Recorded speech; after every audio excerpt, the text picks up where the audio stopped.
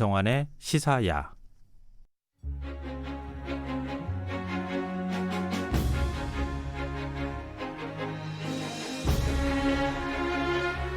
과거의 흔적이 오늘날 우리들에게 꿰달음을 줄 때가 많은데요.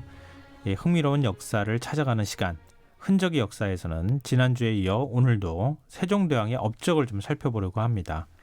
흔히들 세종대왕의 업적을 꼽아보라고 하면 첫손으로 훈민정음 창제를 꼽고 그 다음으로 사군 육진 개척이나 대마도 정벌, 자경루, 앙부일구, 추구이 같은 이 과학기구 발명, 농사 직설 편찬 같은 것들을 얘기하는데요. 대중적으로 잘 알려지지 않았지만 의미 있는 세종대왕의 숨겨진 업적이 있다고 합니다. 그게 뭔지 벌써부터 궁금해지는데요. 경향신문 이규환 선임기자를 모시고 얘기 나눠보겠습니다. 안녕하세요. 안녕하세요. 어떤 걸까? 세종대왕에 대해서는 우리의 자랑스러운 임금이기도 하셨기 때문에 굉장히 열심히 학창시절에 배웠다고 생각하거든요. 시험에 많이 나오니까. 네, 그렇죠. 그 달달달 외우기도 하고 그랬는데 우리가 모르는 게 뭐가 있죠? 아는 분도 계실 겁니다. 그 뭐냐면 최초로 여론조사를 실시한 임금이다라는 건데 그것도 한두 명, 1,000명 이런 게 아니라 무려 17만 명이 넘는 그런 대상자를 하면서 참여한 대규모 여론조사를 실시한 임금이다라는 거죠. 세종대왕은 안 하신 게 뭐예요? 그러게 말이죠. 와, 이런 것까지 했다. 옛날에 만약에 이렇게 17만 명을 대상으로 해서 여론조사했다고 하는 것은 이건 정말 특이한 일이라고 볼 수 있는 거잖아요. 15세기에. 그렇습니다. 그래서 당시에 그 세종 지리서를 보면 그 당시 조선 인구가 70만 명을 약간 밑돈다 이렇게 나오는데요. 그렇게 따지면 전 인구의 4분의 1 정도 되고 어린이 노약자 이렇게 빼면 거의 국민 투표라고 해도 과언이 아닐 정도죠. 그죠? 와, 그거를 어떻게 다 조사를 했을까 너무 신기한데. 예, 맞습니다.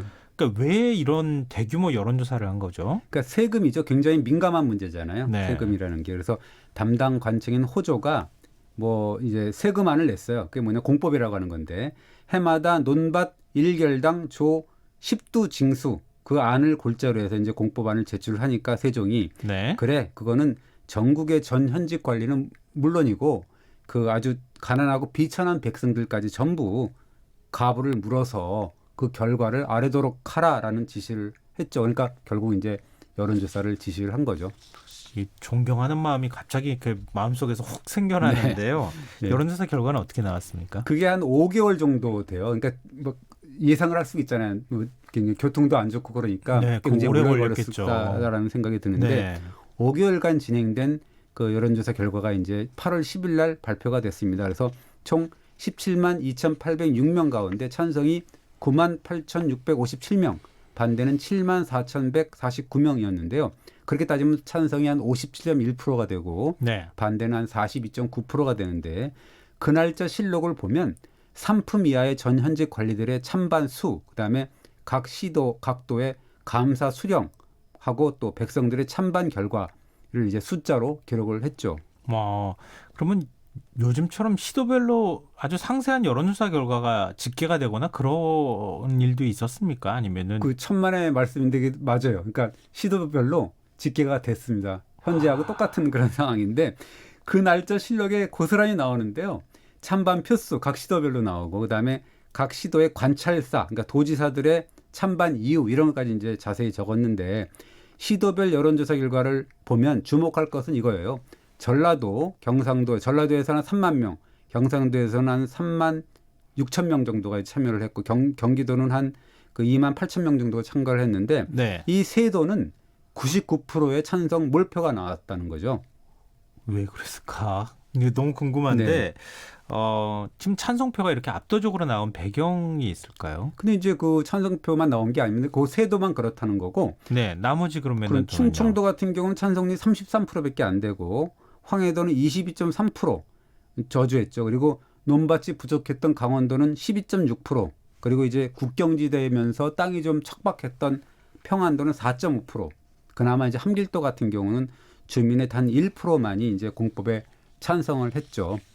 지금 그러면 찬성표 그러니까 몇 퍼센트입니까? 찬성이? 아까 57.1%죠. 그러니까 과반이죠. 과반을 기록한 거죠. 그러면 과반이라고 하면 요즘에도 여론조사를 하지만 과반이면 다 통과되는 건 아니잖아요. 근데 그렇죠. 결과가 어떻게 나왔어요? 그리고 통과가 된 어쨌든 거예요? 그 이제 다수결의 원칙이라면 세종이 그렇게까지 했다 그러면 통과를 시켜야 되는 게 마땅한 것 같은데 그 세종 임금이 또 그런 임금이 아닌 것 같아요. 그래서 아주 그 날짜 실록을 보면 장시간 동안 삼품급 이상의 고위 관리들의 어떤 백가쟁명식 견해 대책을 모두 청취를 합니다. 그래서 네. 그 날짜 그 실록이 굉장히 길어요. 그러면서 이제 세종이 고심을 하다가 뜻밖의 결정을 내리는데 이렇게 얘기를 합니다. 영의정, 황희 등의 의논에 따라 공법 시행은 보류한다라는 결정을 내리죠. 또 왜 이렇게까지 여론조사를 대규모로 그 어려운 시절에 다 네. 발품 팔아서 여론조사를 하고 집계까지 했는데 네. 그래도 과반 이상을 넘긴 결과가 나왔잖아요. 근데 보류를 한 이유가 뭐죠? 그러니까요. 그래서 그날 이제 영의정, 황희 그다음에 이제 우의정, 맹사성 같은 재상들이 두 분이 아주 센 분들이잖아요. 네. 이분들의 반대가 좀 약간 부담스러웠던 측면도 있는데 세종은 포기는 결코 안 합니다. 이분의 특징은 계속 어떤 사안을 하려 그러면 계속 신하들을 아주 지겹게 이렇게 몰아붙이면서 하나하나 이렇게 하는 질리게 만들면서 이렇게 여론을 몰아가는 공론화하는 과정을 거치거든요. 그게 특징이거든요. 그래서 결국 임금의 뜻대로 하소서 이 그런- 얘기가 나올 때까지 하는 그러면서 거예요. 어쨌든 간에 그 공론을 이렇게 맞춰가는 그런 스타일인데 13년 후죠. 그러니까 1443년에 또 한 번 흥미로운 제안을 던지는데 이렇게 얘기를 하죠. 그 지금 공법은 시행하지 않는다 하더라도 언젠가는 후세의 자손들이 반드시 해야 되는 거다. 그러니까 미룰 수가 없다라는 거죠. 그래서 해야 된다는 거고 그래서 과인은 경상도와 전라도 양도의 백성들 중에서 공법의 시행을 희망하는 자가 3분의 2가 되면 우선 이 양도에서 시행할 거다라고 얘기를 하죠. 3분의 2라고 하면은 우리 네. 과반도 아니고 가중 다수결이라고 해야 되지 않습니까? 그렇습니다. 그래서 어떤 중요한 정책을 두고서 국민투표에 방불케 하는 그런 여론조사를 한 것도 참 특이한 일인데 그것도 헌법 개정까지 할 수 있는 거잖아요. 그러니까요. 3분의 그래서 1이면. 분주가 그렇게 지금도 사실 어렵지 않습니까? 가중이 다수결이라는 게 3분의 1이라는 게 어려운데 이것은 민주주의 기틀이 다졌다는 유럽에서도 참 볼 수 없는 되게 그 어떤 혁명적인 그 해동의 성군다운 어떻게 보면 이조차만이라도 뭐 세종의 업적이라고 우리가 볼 수가 있죠. 이거는 정말 자랑스러워해도 되겠어요. 그런 것 같아요. 예. 외국에 있는 어느 누구를 그 학자를 데려다 놓고 네. 봐도 이런 건 유럽에서 안 했을 거라고 생각해요. 그렇습니다. 제가 진짜. 한번 찾아보진 않았지만 아마 안 했을 것 같은 생각이 드는데요. 예. 그러니까 그 정도의 성군이었다고 하는 점에서 정말 왠지 뿌듯한 네. 같은 게 드는데요. 근데 지금 공법이라고 하는 네. 이게 도대체 어떤 제도길래 이렇게까지 3분의 2 동의가 돼야 네. 시행에 들어갈 만한 그런 제도인가요? 뭐 세금이라고 했잖아요. 그래서 네. 공법이라는 게 논밭에서 수확한 곡물에 세금을 징수하는 과세 방법이라고 할 수가 있는데 이 공법은 뭐냐면 풍년, 흉년과 관계없이 해마다 일정량 그러니까 뭐 한 10분의 1 정도를 걷어가는 제도다라고 이제 요약을 할 수가 있죠. 근데 이게 제일 문제가 되지 않았을까 싶은데요. 그러니까 흉년과 풍년을 가리지 않고 일정량을 계속 그냥 똑같이 세금을 내면 예전에 농경사회였는데 네. 불만이 생길 수밖에 없지 않을까요? 그렇죠. 그러니까 뭐 일정액을 책정하다 보니까 풍년 때도 똑같은 액수, 그러니까 더 걷어도 되는데 조금만 그때는 걷는 경우가 네. 되고 흉년 때는 덜 걷어야 되는데 또 일정하게 되면 굉장히 더 많이 걷는 그 형식이 되니까 맹자라는 분은 사실은 그 풍흉에 관계없이 일정 세액을 걷어가는 이 공법 이거를 최악의 세법이다라고 지목을 했었거든요. 근데 좀 이상한데요. 네. 그 성군인 세종대왕이 왜 이런 제도를 굳이 이렇게 그 도입하려고 하셨을까요? 기존의 그 당시의 토지 세법을 보면 이른바 그 답험 손실법이라고 해서 되게 어려운 법을 했습니다. 그건 뭐냐 하면 그 일단 논 1결당 조미 30두, 밭 1결당 작곡 30두라고 해서 세액을 정해요. 그런 다음에 가을철 추수기가 되면 관리들이 현장 답사를 나갑니다. 그래서 네. 이제 그 해에 농사 작황의 등급을 정합니다. 그걸 답험이라고 하고 그 작황 등급에 따라서 적당한 비율로 조세를 감면해 줍니다. 그걸 손실이라고 하는 거거든요. 그래서 이제 그걸 답험 손실법이라고 하는 거죠. 이제 세금을 일정량 정해놓고 네. 관리가 현지 조사를 한 다음에 네. 그해 작황을 딱 검사하고 네. 그래서 세금을 차감해주겠다. 좀 네, 작황이 그렇죠. 나쁘면은 네, 네. 그럼 괜찮은 제도인데요? 네, 그러니까 이제 세종대왕도 그 자체 답험 손실법은 진실로 아름다운 법이었다라고 전제를 합니다. 네. 그런데 이제 이것은 제대로 작동됐을 때 하는 얘기겠죠. 근데 우리가 예나 지금이나 문제는 사람이잖아요. 그러니까 사람이 이제 제대로 해야 되는데 전적으로 현장 조사관의 능력 인품이 이제 좌우를 하게 되는 거죠. 아, 그러니까 예를 들면은 현장 조사에 나갔던 관리가 네. 나쁜 마음을 먹고 뇌물을 받고 아, 여긴 작황이 안 좋습니다. 네. 그래서 조금만 세금 걷어야 되겠습니다. 그렇죠. 이렇게 하는 문제가 생길 수 있다는 거잖아요. 그렇죠. 그래서 이제 법 규정은 미비를 하고 그다음에 전문성 있고 청렴한 관리들은 적고 뭐 그러고 이제 그러면서 이제 군수 수령 그러니까 지금 뭐 읍장 같은 사람이나 감사 같은 사람한테 도지사 같은 사람한테 재량권을 준다. 이거는 어떻게 보면 고양이 앞에 생선을 맡기는 격이다. 이렇게 볼 수가 있잖아요. 그래서 조선조 들어서는 그것도 안 되고서 삼심제를 도입을 했는데 처음에는 다른 도의 임시 관리를 이제 투입을 해갖고 하게 네. 하고 두 번째는 그 해당 도의 수령이 또 가서 또 현장 조사를 하고 또 그것도 안 되니까 3차로는 중앙 관리를 또 파견해갖고 최종적으로 이렇게 결정을 하는 삼심제를 또 도입을 하거든요. 요즘도 이렇게 하라면은 잘 못할 것 같은데요. 근데 네. 이렇게 여러 삼중 장치, 안전 장치를 두고 제도를 도입했다 그러면 제도가 잘 운영되지 않았을까 싶은데요. 아까도 말씀드렸지만 근데 이제 사람이 결국은 문제죠. 그래서 그래도 결국 사람이 그렇죠. 문제예요. 그 불법과 편법이 난무했는데 그래서 세종이 가장 그 아쉽게 생각을 하고 안타깝게 생각을 했다는 거는 이 현장 조사에 나선 관리들의 접대 이것 때문에 백성들의 등골이 휘어진다라는 거예요. 그래서 아, 일단 행세를 부린다 가면 그렇죠. 가서 이렇게 보면 실록에 이렇게 나옵니다. 현장 조사에 나선 관리는 물론이고 그 관리를 수행하는 하인들이 한 7, 8명이 된다. 그들의 접대 비용까지도 모두 백성들이 해야 되고 백성들이 앞다퉈서 술과 음식을 후히 대접하고 세금 좀 낮춰달라고 청탁을 하고 또 접대 비용이 그러기 때문에 오히려 세금 액수와 맞먹는 그런 상황까지 오더라 이렇게 이제 한탄을 하죠. 부정부패 비리가 싹트고 네. 그리고 세금은 줄줄 세고 이런 그렇습니다. 현상이 발생했다는 거잖아요. 1435년에 이런 폐단이 또 수치로 극명하게 나오는데 그에는 풍년이 들어갔고 작황이 엄청 좋았거든요. 근데 네. 충청도에 이제 그 현지 조사를 통해서 집계된 실제로 이제 경작하고 있는 논밭 결수가 겨우 8%에 그쳤다라는 거거든요. 그러니까 그러면 세금 받는 전답이 줄어들면 백성들이 세금 안 내니까 좋아야 되잖아요. 네. 근데 그것도 아니었던 게 뭐냐면 세금과 맞먹는 접대 비용, 뇌물 이런 게 들어갔기 때문에 말짱 도루묵이었다는 거예요. 그러니까 국가적으로는 재정도 안 들어오고 백성들은 등골이 휘어지고 이런 이중고가 나왔다는 그런 얘기죠. 아, 그러니까 네. 바로 이런 이유 때문에 세종이 네. 그런 거하고 상관없이 일률적으로 세금을 매겨라. 네.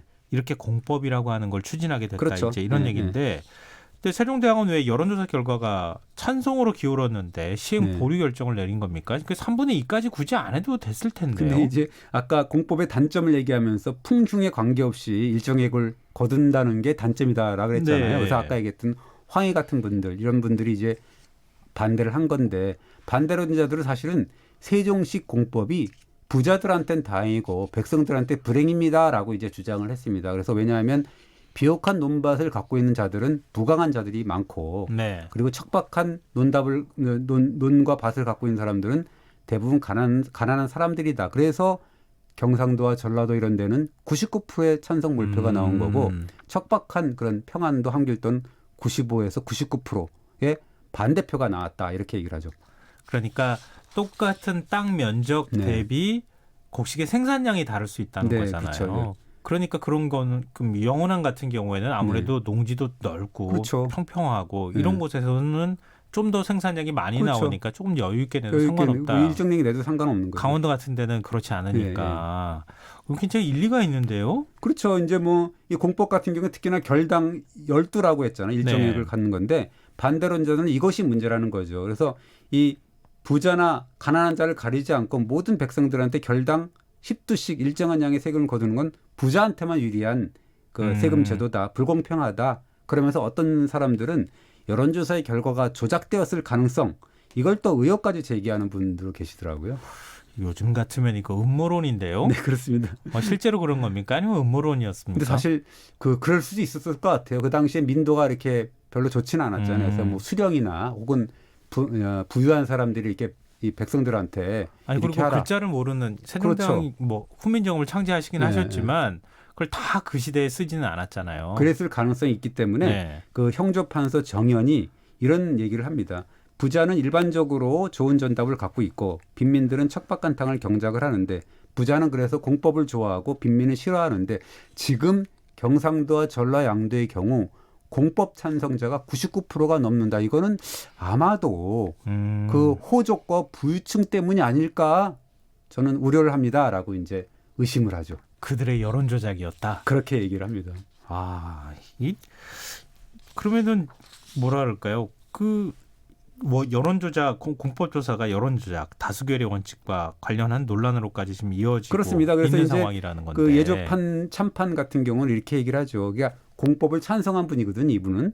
그런데 다수결로 이게 정책을 결정하는 게 약간 이상하지 않느냐라고 하면서 어리석은 백성들이 현혹이 돼서 다른 소수의 돈 많은 소수의 백성들의 선호도에 따라서 이것이 발언하고 표를 찍고 이러면 이런 것들을 결정하는 거는 어려운 게 아니냐라고 이제 얘기를 합니다.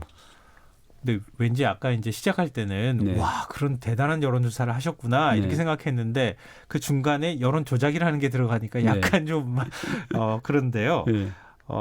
기자님이 보시기에는 어떠세요? 그러니까 일리가 이제 있어 보이나요? 그 일리가 있죠, 당연히. 음. 그래서 이제 그 공법 찬성론자인 세종도 주저를 한 거죠. 그래서 한 발 물러섰는데 이렇게 이제 이건 좀 조금 봐야 되겠다라고 이제 물러선 거죠. 그래도 세종은 공법은 끝까지 포기 안 하신 거죠. 그러니까 이제 세종대왕이 괜히 포기를 안 했겠습니까? 다 이유가 있어서 그렇겠죠. 하는 건데 이건 왜 그랬냐면 줄기차게 주장한 이유가 불확실성을 배제한 공평 조세였다는 거고 이게 이제 조세의 공평이라는 건 우리가 뭐 경제는 잘 모르지만 고전학파 경제학자 아담 스미스가 네. 그 조세 부과의 4원칙이 있는데요. 그것은 예측 가능한 그거라는 거죠. 그러니까 예측 가능한 공평의 원칙을 조세의 기본 원칙으로 했는데 그런 애덤 스미스보다 350년이나 앞선 15세기 중엽에 이 절대군주인 세종이 불확실성을 배제한 공평 과세를 부르짖었다. 이거는 뭐 또 나름 실행에 옮겼다. 이런 거죠. 근데 불공평도 문제지만 더 큰 문제는 불확실성의 문제다. 그렇습니다. 그래서 호조가 세종한테 이렇게 얘기를 합니다. 공법이 만들어지면 백성들은 알아서 조세의 양을 미리 알아서 스스로 납부하게 되기 때문에 번거롭지 않고 그래서 세법은 만세 행해질 것입니다라고 한 거죠. 이것은 결국 조세의 확실성을 높이고자 한 거죠. 그러니까 우리가 이제 여론조사 결과부터 시작해서 거기에 네. 대한 찬반 논란 또 네. 장단점까지 다 살펴봤는데요. 네. 이제 마지막까지 거의 다 온 거 아닌가 싶은데 예. 세종대왕께서는 결국 공법을 시행하셨습니까? 안 그렇습니다. 하셨습니까? 그래서 뭐 아까 얘기했던 전라, 경상, 양도에 시험으로 네. 해보고 이제 뭐 반대 여론을 또 최대한 반영을 해가면서 공법에 들쳐가서 우리가 그 이 교과서에 나오는 전분 6등급, 연분 9등급의 공법을 마침내 이제 1444년에 확정을 했는데 전분 6등급은 토지 비옥도에 따라서 이제 전답을 6등급으로 나눕니다. 그래서 네. 1차로 공평과세를 이룩을 하고 또는 두 번째는 뭐냐면 그 해 작황에 따라서 이제 토지를 또 이렇게 평균 세액을 해갖고 나눠요. 그래서 9등급으로 이제 연분 9등급은 나누죠. 그래서 뭐 여러 가지 장점을 따서 단점은 빼고 그래서 이제 세법을 마련을 합니다. 정말 세부적으로 이런 것까지 다 생각하셔가지고 이렇게 딱 제도를 만들었는데 네. 부정부패까지 다 막으셨던 거죠? 그렇습니다. 그래서 나중에 명종 때 보면 영정이 이런 말을 합니다. 그 공법이 정착이 됐던 세종조에 보면 창고가 차고 쌀을 저장할 곳이 없을 정도로 많았다는 거예요. 그래서 관리들의 녹봉이 풍족했다라 그래서 어떻게 보면 그 조선왕조 리즈 시절인데 그렇게 됨으로써 이제 그렇게 재정 수입을 얻음으로 해서 세종은 그 세법을 해서 나라의 기틀을 잡아간 거죠. 그럼 재정 수입도 많이 늘어나고 그렇죠. 그게 우리가 흔히 얘기하는 태평성대. 그렇죠. 그러면서 이제 나라의 기틀을 다 잡아갔다라는 거죠. 그러니까 이거는 결국 그 세종의 또 하나의 숨겨진 업적이라고 볼 수가 있습니다. 그러니까 세종대왕께서 민주적 절차 의견 수렴하고 그 네. 제도가 장단점이 뭔지까지 다 검토하고 20 몇 년 동안 검토를 했거든요. 20몇 년 동안 검토를 그 절차 했어요. 탁말을 하고 이제 가다듬고 해서 결국 이렇게 옥동자를 낳은 게 이제 세종의 공법이라고 볼 수가 있는 겁니다. 그리고 3분의 2까지 동의할 때까지 3분의 2까지 하고 끝까지 그래서. 제도를 만드시는 걸 네. 보완한 작업을 하셨다. 정말 대단하신 네. 세종대왕이라는 생각을 다시 한번 하게 됩니다. 우리 지금 한글날 앞두고 네. 이런 소식 준비해 주셔서 고맙습니다. 흔적의 역사 지금까지 경향신문 이기환 선임 기자였습니다. 고맙습니다. 네, 감사합니다. 네, 오늘 모바일 상품권 당첨자는 홈페이지 공지사항에서 확인하실 수 있도록 올려두겠습니다. 김성환의 시사야 오늘 순서 마치겠습니다. 고맙습니다.